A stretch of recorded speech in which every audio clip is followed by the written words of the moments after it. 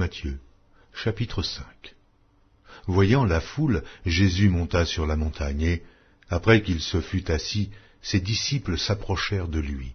Puis, ayant ouvert la bouche, il les enseigna et dit : Heureux les pauvres en esprit, car le royaume des cieux est à eux. Heureux les affligés, car ils seront consolés. Heureux les débonnaires, car ils hériteront la terre. Heureux ceux qui ont faim et soif de la justice, car ils seront rassasiés. Heureux les miséricordieux, car ils obtiendront miséricorde. Heureux ceux qui ont le cœur pur, car ils verront Dieu. Heureux ceux qui procurent la paix, car ils seront appelés fils de Dieu. Heureux ceux qui sont persécutés pour la justice, car le royaume des cieux est à eux. Heureux serez-vous lorsqu'on vous outragera, qu'on vous persécutera, et qu'on dira faussement de vous toutes sortes de mal à cause de moi. Réjouissez-vous et soyez dans l'allégresse, parce que votre récompense sera grande dans les cieux. Car c'est ainsi qu'on a persécuté les prophètes qui ont été avant vous. Vous êtes le sel de la terre. Mais si le sel perd sa saveur, avec quoi la lui rendra-t-on?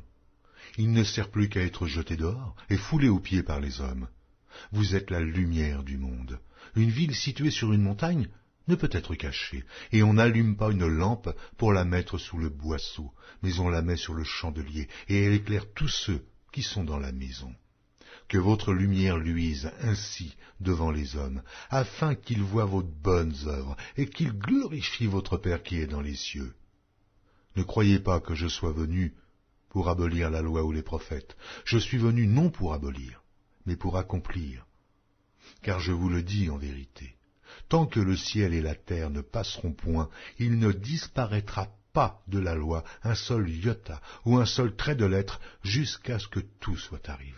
Celui donc qui supprimera l'un de ces plus petits commandements et qui enseignera aux hommes à faire de même sera appelé le plus petit dans le royaume des cieux.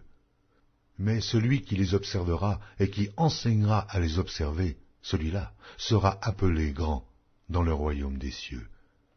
Car je vous le dis, si votre justice ne surpasse celle des scribes et des pharisiens, vous n'entrerez point dans le royaume des cieux. Vous avez entendu qu'il a été dit aux anciens, « Tu ne tueras point ». Celui qui tuera mérite d'être puni par les juges. Mais moi, je vous dis que quiconque se met en colère contre son frère mérite d'être puni par les juges. Que celui qui dira à son frère « Raka » mérite d'être puni par le Sanhédrin, et que celui qui lui dira « insensé » mérite d'être puni par le feu de la Guéhenne. Si donc tu présentes ton offrande à l'autel, et que là, tu te souviennes que ton frère a quelque chose contre toi, laisse là ton offrande devant l'autel, et va d'abord te réconcilier avec ton frère, puis viens présenter ton offrande. Accorde-toi promptement avec ton adversaire, pendant que tu es en chemin avec lui, de peur qu'il ne te livre au juge, que le juge ne te livre à l'officier de justice, et que tu ne sois mis en prison. Je te le dis en vérité, tu ne sortiras pas de là que tu n'aies payé le dernier cadran. Vous avez appris qu'il a été dit, tu ne commettras point d'adultère. Mais moi, je vous dis que quiconque regarde une femme pour la convoiter a déjà commis un adultère avec elle dans son cœur. Si ton œil droit est pour toi une occasion de chute, arrache-le et jette-le loin de toi. Car il est avantageux pour toi qu'un seul de tes membres périsse, et que ton corps entier ne soit pas jeté dans la Guéhenne. Et si ta main droite est pour toi une occasion de chute, coupe-la et jette-la loin de toi, car il est avantageux pour toi qu'un seul de tes membres périsse, et que ton corps entier n'aille pas dans la Guéhenne. Il a été dit que celui qui répudie sa femme lui donne une lettre de divorce. Mais moi je vous dis que celui qui répudie sa femme, sauf pour cause d'infidélité, l'expose à devenir adultère, et que celui qui épouse une femme répudiée commet un adultère.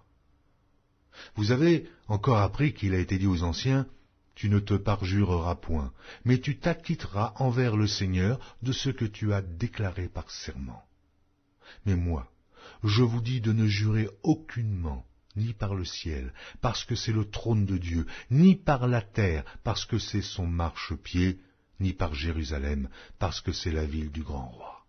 Ne jure pas non plus par ta tête, car tu ne peux rendre blanc ou noir, un seul cheveu. Que votre parole soit oui, oui, non, non. Ce qu'on y ajoute vient du malin. Vous avez appris qu'il a été dit œil pour œil et dent pour dent. Mais moi je vous dis de ne pas résister aux méchants. Si quelqu'un te frappe sur la joue droite, présente-lui aussi l'autre. Si quelqu'un veut plaider contre toi et prendre ta tunique, laisse-lui encore ton manteau. Si quelqu'un te force à faire 1000, fais-en 2 avec lui.